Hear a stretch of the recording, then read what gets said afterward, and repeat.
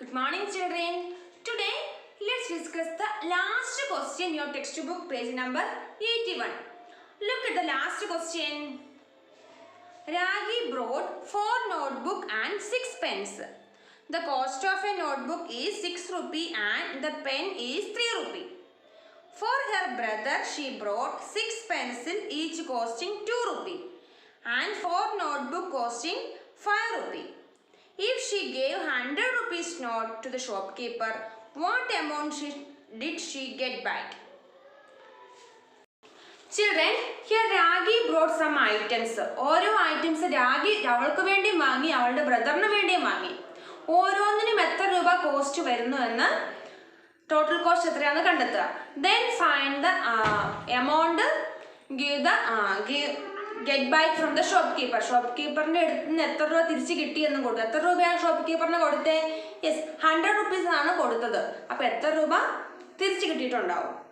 Okay, let's find the answer.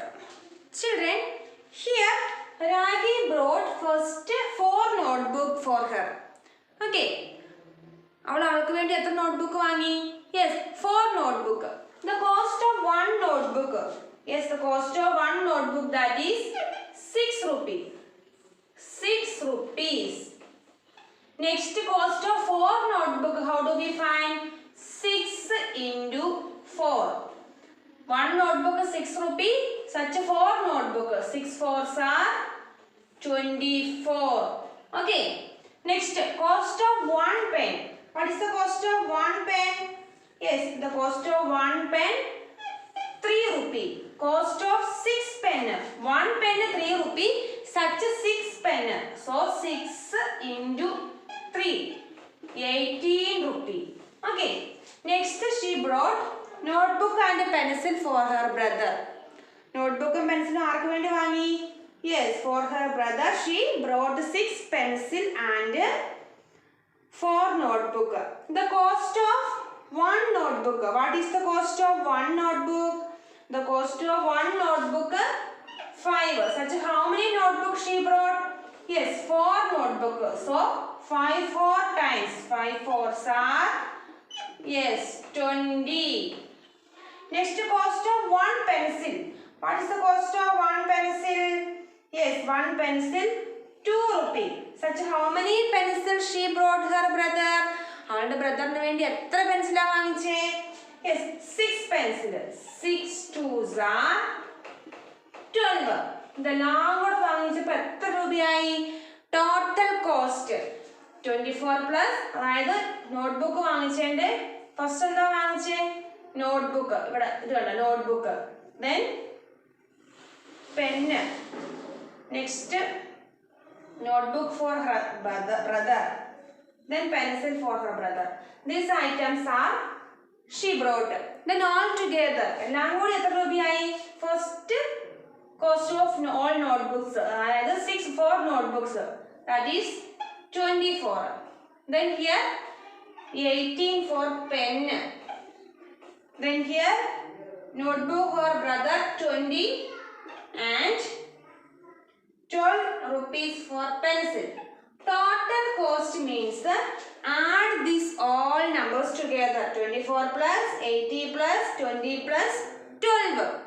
That is the total cost she want to give the shopkeeper. ഷോപ്പ്കീപ്പറിന് കൊടുക്കേണ്ട total cost എന്ന് പറയുന്നത് എല്ലാം കൂടി എന്ത് ചെയ്താൽ മതി? ആഡ് ചെയ്താൽ മതി. When we add these all numbers together, we will get the answer 74. Okay, നിങ്ങൾ ചെയ്ത് നോക്കണം കേട്ടോ.